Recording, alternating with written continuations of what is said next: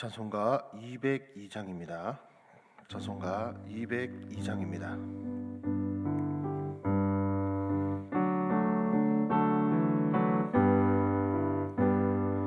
하나님 아버지 주신 책은 귀하고 중하신 말씀일세. 기쁘고 반가운 말씀 중에 날 사랑한단 말 참 좋도다. 주께서 나를 사랑하니 즐겁고도 즐겁도다.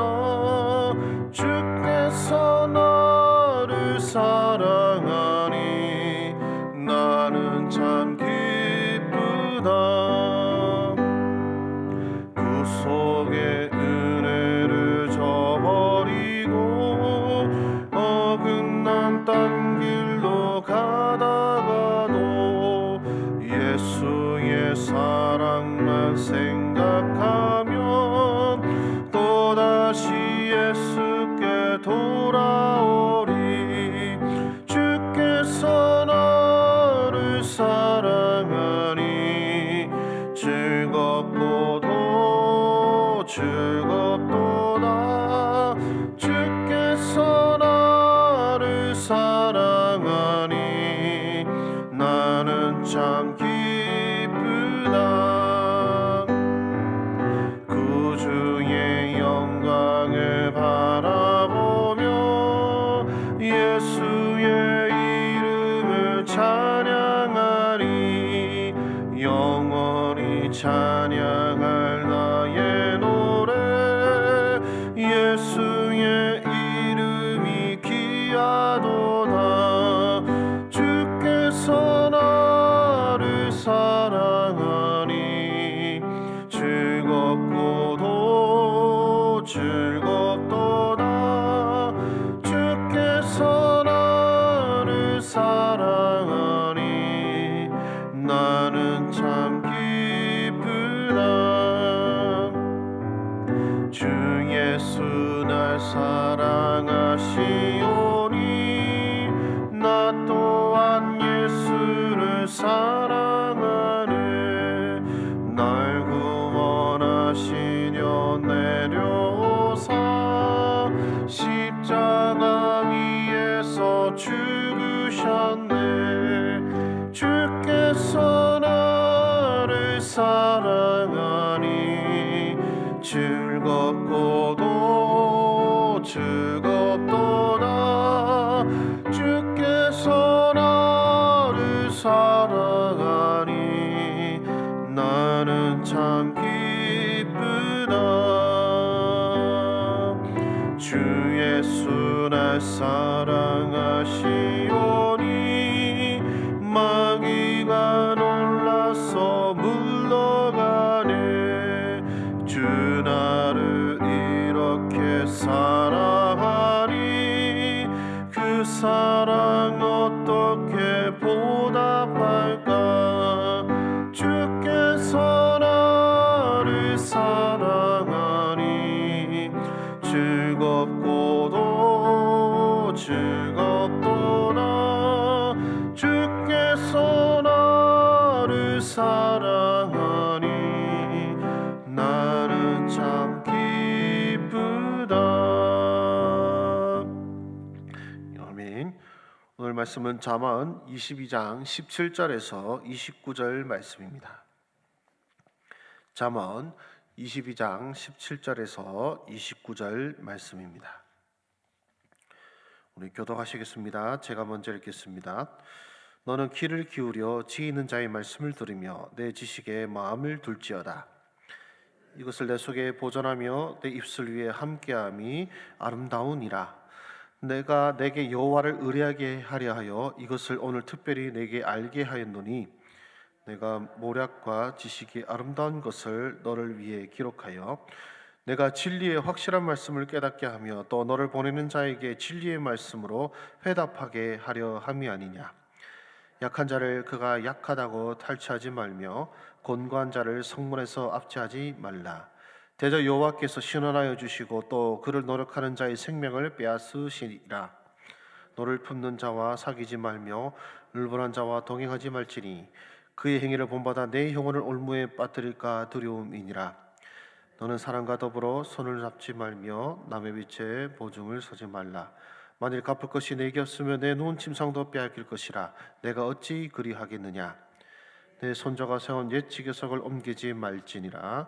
함께 읽겠습니다. 내가 자기 일에 능숙한 사람을 보았느냐. 이러한 사람은 왕 앞에서 설 것이요 천원자 앞에 서지 아니하리라. 아멘. 어제까지의 본문이 솔로몬의 제1잠언집이었다면 오늘 본문부터 24장까지는 현자들의 교훈집이라고 합니다. 익명의 현자들이 남긴 교훈집인데요. 30개의 교훈과 6개의 추가된 교훈해서 총 36가지의 교훈이 담긴 내용이 이 본 잠언의 내용이라고 보시면 되겠습니다. 솔로몬의 제1잠언집은 보통 한 개의 구절의 잠언으로 되어 있습니다.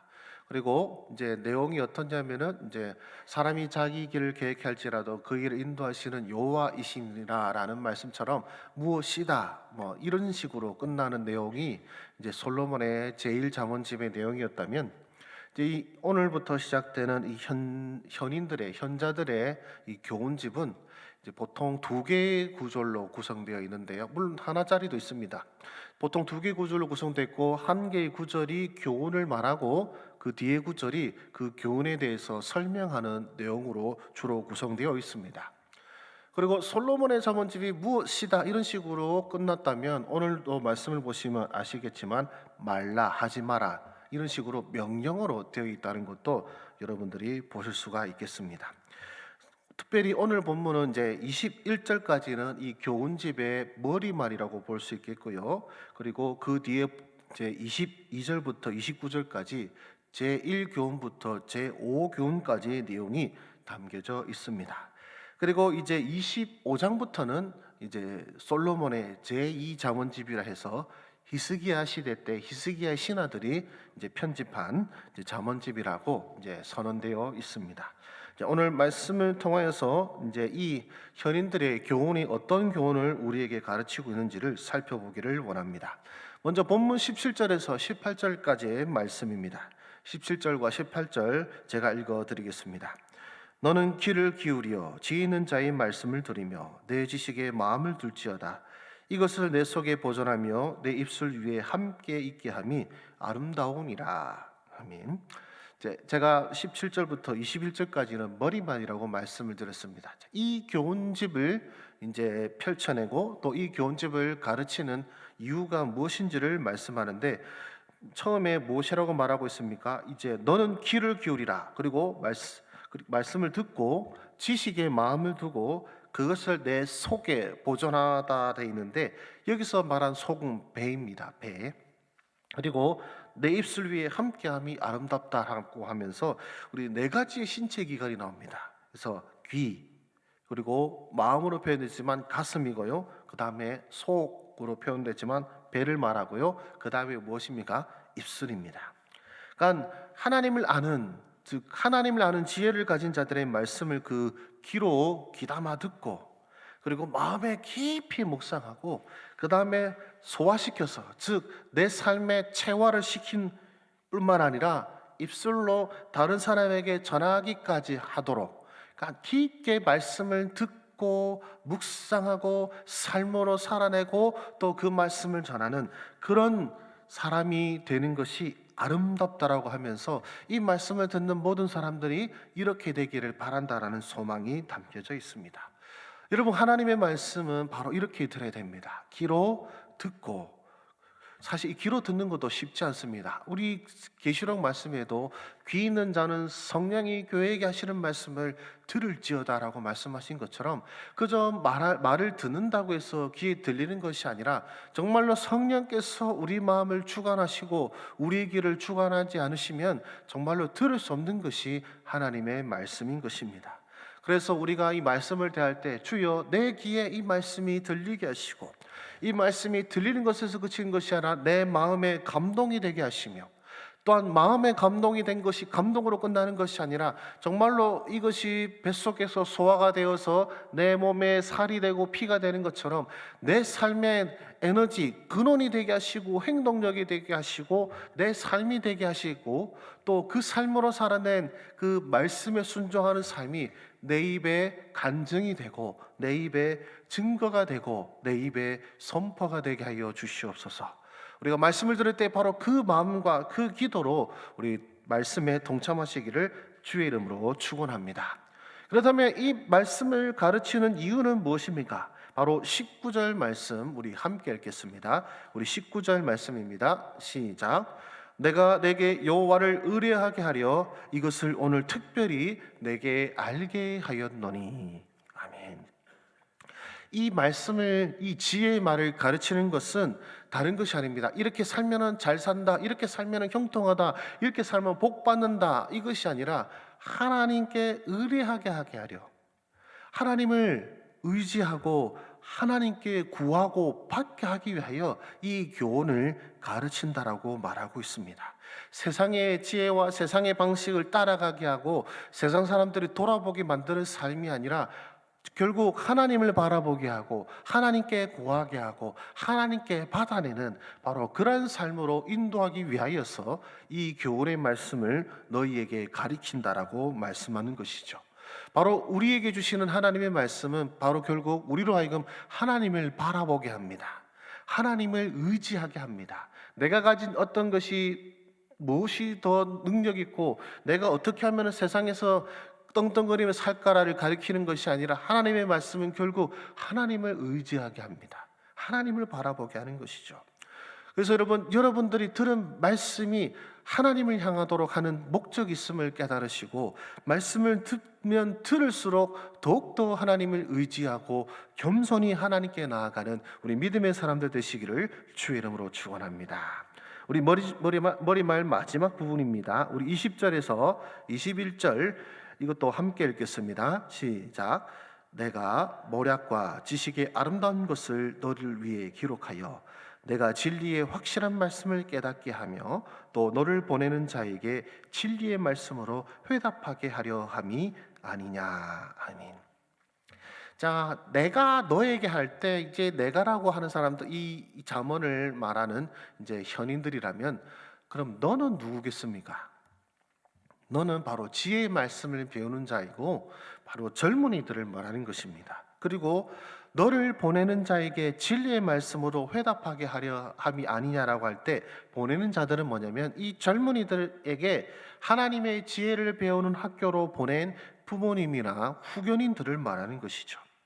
즉 이 젊은이들을 하나님의 말씀을 배우는 지혜의 자리로 파송한 이 부모님들과 혹은 후견자들은 무엇을 생각한 것입니까? 이 세상에 살아가기 위해서 혹은 이 나라의 지도자가 되기 위해서 반드시 배워야 할 것은 세상의 지혜나 군사학이나 경제학이나 혹은 세상의 상식을 배우는 것이 아니라 하나님을 아는 것이야말로 가장 중요하다고 여기기에 젊은이들을 하나님의 말씀을 배우는 자리, 하나님의 말씀의 교훈을 듣는 자리로 파송한 것입니다. 우리 사랑하는 우리 기도 영사 여러분들은 여러분들의 다음 세대, 우리의 자녀 세대들이 정말 하나님의 말씀을 배워야만 소망이 있다는 것을 믿으십니까? 하나님의 말씀을 묵상하고 하나님의 말씀의 지혜로 살아야만 이 나라에 소망이 있고 젊은이들의 삶에 소망이 있음을 진정 믿으십니까? 그래서 여러분의 자녀들의 교육 가운데에 바로 하나님의 말씀이 주가 되고 하나님의 말씀대로 사는 것이 주가 되는 바로 그런 삶으로 살아가고 계십니까? 세상을 살아가는 지혜는 세상에 있지 않습니다. 하나님의 말씀에 있습니다. 우리 하나님의 경외하는 우리 모든 그리스도인들이 바로 세상을 살아가는 지혜를 세상에서 배우는 것이 아니라 우리 하나님의 말씀을 통해 배우는 그런 하나님의 백성다운 모습으로 살아가기를 바라고 소망합니다. 이 잠언의 이 머리말을 따라 정말로 우리들뿐만 아니라 우리 다음 세대들이 하나님의 말씀에 귀 기울이고 그 말씀에 순종하고 또 그 말씀을 따라 살아감으로 말미암아 하나님을 의리하고 하나님을 의지하고 하나님께 받아내는 아름다운 선순환이 우리 세대, 다음 세대, 그리고 주님께서 오실 때까지 이 아름다운 역사의 흐름이 이어가기를 바라고 소망합니다. 제 22절과 23절은 바로 제1교훈입니다. 22절, 23절 제가 읽어드리겠습니다. 약한 자를 그가 약하다고 탈취하지 말며 공고한 자를 성문에서 압제하지 말라. 대저 여호와께서 신원하여 주시고 또 그를 노력하는 자의 생명을 빼앗으시리라. 예, 하지 말라 하고 그 다음 구절 어떻습니까? 그 잠언을 설명하는 내용으로 구성되어 있죠. 왜 약한 자들을 빼앗거나 압제해서는 안 됩니까? 아마 세상 사람들은 여러 가지 이유를 댈 것입니다. 그러나 하나님의 백성들은 왜 약한 자를 빼앗거나 압제해서는 안 됩니까? 하나님은 신원하시는 하나님이기 때문에 그렇습니다. 원한을 풀어주시는 것을 신원이라 하거든요. 즉 우리가 약한 자를 괴롭히고 해한다면 그 약한 사람은 우리에게 복수할 능력이 없습니다. 어쩌면 세상 사람들이 그렇기 때문에 약한 자들을 무시하고 그리고 핍박할 것입니다. 그러나 그들이 의지 없는 그들이 정말로 하나님께 눈물로써 도움을 구하고 요청한다면 어떻게 되겠습니까? 빼앗은 자들, 압제하는 자들, 바로 그들을 하나님께서 친히 벌하신다라는 것이죠. 그렇다면 정반대로 생각해 볼 수 있겠습니다. 약한 우리들을 세상이 핍박할 때 우리는 어떤 소망을 갖게 되는 것입니까? 우리가 하나님께 도움을 요청하고 하나님께서 이 원한을 갚아주시기를 구할 때에 하나님께서 친히 이 원수를 갚아주시리라는 우리의 약속의 말씀도 된다라는 것입니다. 원수 갚는 것은 하나님께 있습니다. 혹시 정말 억울한 일을 겪고 계십니까? 혹은 눈물 어리는 일이 여러분께 있습니까? 하나님께 말씀하십시오. 하나님이여 이 나의 삶을 통촉하여 주시고 주여 감찰하여 주시옵소서라고 하나님의 신원을 구하시기 바랍니다. 그렇다면 하나님께서는 분명 그 억울한 사람의 그 억울함을 풀어주시고 하나님께서 이 온 세상의 유일한 심판자이심을 증거하여 주실 것입니다. 그럼 제2교훈으로 넘어가겠습니다. 24절과 25절 말씀입니다.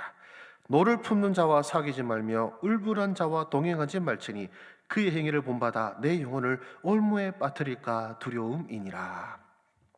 즉 화가 많은 사람, 그들과 사귀지 말라고 합니다. 그리고 울분이 가득한 사람과 함께하지 말라라는 것입니다. 왜냐하면 너와 울분은 바로 전연성이 있는 것 같습니다. 설명에 따라 내가 그의 행위를 본받아 무엇을 올무에 빠뜨립니까? 내 영혼을 올무에 빠뜨릴까? 즉 노를 품고 울분을 계속해서 품는다라는 것은 결국 그저 화가 많다, 성질이 더럽다, 혹은 울분이 많다, 이 불쌍하다 이런 수준이 아니라 결국에는 영혼을 올무에 빠뜨리는 죄악을 범하기 쉽다라는 것이죠. 그래서 그런 사람들과 함께하지 말고 동행하지 말라고 가르치는 것입니다. 화를 참지 못하는 것은 결국 입술로 범죄하기 마련이고, 입술만 범죄합니까? 행동으로 범죄하기 마련입니다. 그래서 여러분들 스스로도 노를 품거나 울분이 가득한 모습이 여러분 가운데 있다면 그것을 경계하시고 결국 이것은 내 영혼을 올무에 빠뜨리게 된다라는 것을 이 말씀을 통해 경고로 받으시고 그 노와 그 울분을 하나님께 온전히 내어 맡기는 지혜가 있으시기를 소망합니다. 제3교훈입니다. 26절과 27절은 우리 함께 읽겠습니다. 시작. 너는 사람과 더불어 손을 잡지 말며 남의 빛에 보증을 서지 말라. 만일 갚을 것이 내게 없으며 내 누운 침상도 빼앗길 것이라. 내가 어찌 그리 하겠느냐. 예전에 제가 어렸을 때는 그 빚 연대 보증 때문에 그 패가망신한 분들을 많이 보았습니다. 성경은 이미 수천 년 전부터 우리에게 말씀하고 계십니다. 남의 빚의 보증을 서지 말라라고요. 그래서 어느 교회는 빚 보증을 섰다는 이유로 교회에서 침해를 행하는 경우도 있습니다. 왜냐하면 하나님의 말씀을 명백하게 불순종했다라는 이유이기 때문입니다. 실제로 우리가 성경을 보면은 빚 보증을 서지 말라는 하나님의 교훈이 계속 나오고 있는데요. 그렇다면 오늘 말씀은 왜 빚 보증을 서지 말라고 합니까? 27절을 주의하게 보시면 만일 갚을 것이 내게 없으면, 그러니까 그 사람한테 남의 빚의 보조를 쓴 것은 내가 빚을 진 것이 아니라 다른 사람이 빚을 쓴 거기 때문에 사실은 그 다른 사람이 갚을 것이 없으면 이렇게 나와야 되는데, 성경은 무엇이라고 합니까? 갚을 것이 내게 없으면.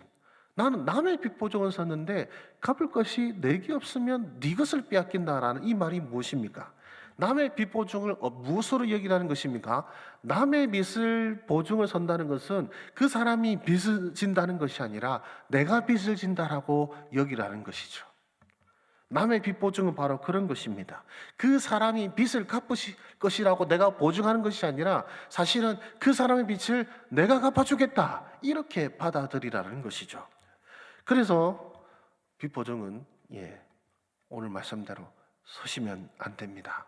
혹시라도 한 것이 있다면 얼른 손을 털어내시고 하나님께서 말씀하신 이 교훈을 귀하게 여기시기를 소망합니다. 제4교훈은요, 제5교훈은 한 절씩 구성되어 있습니다. 우리 28절 말씀 제가 읽어드리겠습니다. 내 손조가 세운 옛 지계석을 옮기지 말지니라. 보통은 제가 2개의 구절 혹은 3개의 구절로 구성된 것이 이제 이 교훈집의 내용인데, 보통 한 번씩 한 구절씩 되어 있는 게 있습니다. 이것은 뭐냐면은 따로 설명할 필요 없이 지극히 당연한 것이고, 설명할 필요 없다, 이거는 반드시 단디 지켜야 된다라고 아주 강하게 경고하는 것이라고 보시면 되겠습니다. 근데 그 강하게 경고한 것이 뭐냐면 내 손조가 세운 옛 지계석을 옮기지 말라라고 말씀하는 거거든요. 왜 이것을 옮기지 말라고 합니까? 선조가 세운 옛 지계석이라지만 바로 땅의 경계를 정하는 것이 지계석인데, 이 땅의 경계를 사실 누가 정하셨습니까? 여호수아 때 바로 하나님께서 정하신 것이 땅의 지계석입니다. 하나님께서 제정하셨기 때문에 시대가 바뀌고 왕조가 바뀌었어도 이 지계석을 옮기는 것은 큰 죄로 여겼습니다. 왜냐하면 하나님께서 정하신 것을 바꾸는 것이었기 때문에 그렇습니다. 그렇다면 여러분, 이 재산에 불과한 땅의 지계석을 옮기는 것도 금기시했다면 주께서 친히 말씀하신 이 말씀을 어기는 것은 얼마나 큰 죄겠습니까?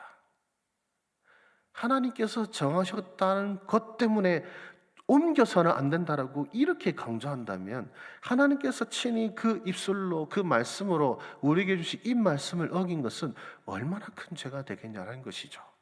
그래서 이 하나님이 정하신 것을 바꾸는 것이 얼마나 큰 죄인 것을 여러분들이 마음에 새기시고, 오늘 우리에게 하늘의 천사와 혹은 우리 구주 예수 그리스도의 보혈의 피로 우리에게 주신 이 말씀을 정말로 귀하게 여기시고 존귀하게 여기시고 순종하시기를 바라고 소망합니다. 우리 마지막 제5교훈입니다.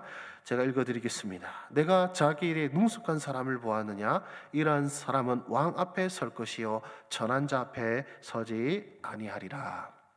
아멘. 여기서 능숙한 사람들을 보았느냐라는 의문문으로 이제 번역이 되었지만, 원어상의 의미를 따지고 보자면 이렇습니다. 자기 일에 능숙한 사람을 간파하는 예리한 분별력을 가져라라는 것이죠. 이 사람을 간파하였는가? 이 사람을 자세히 살펴보았는가? 이 사람을 깊게 살펴보고 연구하고 보았느냐라고 말씀하는 것입니다. 왕 앞에 서는 자들은 어떻습니까? 오늘날 우리 정부에 일하시는 분들도 결국 대단히 공부 많이 하시고 또 대단히 능력 있는 분들이 정부에서 일하게 되는 것처럼 왕 앞에 서는 자들도 어떻습니까? 평범한 사람이 서는 것이 아니라 뛰어난 사람들이 선다라는 것이죠. 그 뛰어난 사람들이 어떻게 그렇게 뛰어난 자리에 이르게 되었는지를 주의하게 보고 살펴보고 그들이 하는 것을 본받으라는 것입니다. 그리고 우리 입장에서 어떻습니까? 왕 앞에 선자들도 이렇게 살펴야 한다면 가장 존귀하신 하나님 앞에 선자들, 그들을 우리가 어떤 마음으로 살펴봐야 되겠습니까? 저 사람은 뭐 저럴 수밖에 없지. 저분은 장로님이니까 저렇게 하시지. 저분은 권사님이니까 저렇게 믿음이 좋으시지. 나는 그렇게 못한다. 이것이 아니라 이분이 어떻게 그런 믿음을 가지게 되었는지, 이분이 어떻게 이런 순종을 하고, 이분이 어떻게 이런 섬김을 하시게 되었는지를 주의 깊게 살펴보고 그들의 삶을 본받는 것이 얼마나 귀한 지혜이겠습니까? 그래서 우리가 믿음에 앞선 우리 형제와 자매들을 바라보실 때 질투하거나 혹은 나는 저 사람 같이 될 수 없다가 아니라 저 사람이 나아간 길을 여러분들도 함께 본받아서 우리 가암장교회 우리 모든 성도들이 너무나도 뛰어난 믿음의 일꾼 되시기를 주의 이름으로 축원합니다. 우리 기도하겠습니다. 살아계신 하나님 아버지, 감사를 드립니다. 오늘 이 잠언의 말씀을 통하여 우리에게 주신 이 교훈의 말씀, 우리가 마음에 새기고, 그리고 마음에 새긴 것으로 그치는 것이 아니라 삶으로 살아내고, 또 삶으로 살아낸 가운데 우리에게 역사하신 하나님의 은혜를 경험함으로 말미암아 내가 순종하고 살아간 이 말씀을 다른 사람에게 선포하고 전하는 그런 삶을 살아갈 수 있도록 주여 우리의 삶을 주관하시고 인도하여 주시옵소서. 하나님의 말씀을 존귀하게 여기고 그 말씀에 귀 기울이고 그 말씀을 통해 살아갈 때에 우리가 정말 주님 앞에 의뢰하고 의지하고 구하는 하나님의 삶이, 하나님의 백성의 삶이 되게 하여 주시옵소서. 오늘 이 기도의 자리에 나온 주의 백성들에게 주께서 기도의 응답을 허락하여 주시고 하나님의 응답으로 말미암아 기쁨으로 나아가는 우리 주의 백성들의 삶이 되게 하여 주시옵소서. 주여, 우리 교회의 사역이 오늘 많이 있습니다. 우리 화요 중보기도 가운데 함께하여 주시사 기도 가운데 주께서 응답하시고 역사하시는 은혜를 누리게 하여 주시옵시고 우리 성로원 예배 봉사 가운데도 함께하여 주셔서 우리 섬김이들과 또 우리 성로원에 계신 우리 어르신들이 예배로 말미암아 하나님의 은혜를 경험하게 하여 주시옵시고 참으로 노년의 주님의 은혜로 말미암아 기쁨과 소망을 얻을 수 있도록 주여 역사하여 주시옵소서. 또한 우리 화요 교리대학이 있습니다. 하나님의 말씀을 듣고 배우는 일에 애쓰는 우리 하나님의 백성들에게 말씀의 지혜와 그리고 은혜를 얻게 하여 주시옵시고 또한 그 얻게 된 하나님의 말씀의 은혜를 삶으로 살아나가는 하나님의 백성들 되게 하여 주시옵소서. 또한 주여, 우리 교단총회가 오늘부터 시작됩니다. 우리 주님께서 우리 오신 교단 가운데 함께하여 주셔서 거룩한 총회가 되게 하여 주시옵시고 하나님께서 기뻐하시는 일들을 생각하고 고민하고 함께 정하는 아름다운 총회가 될 수 있도록 주님께서 함께하여 주시옵소서.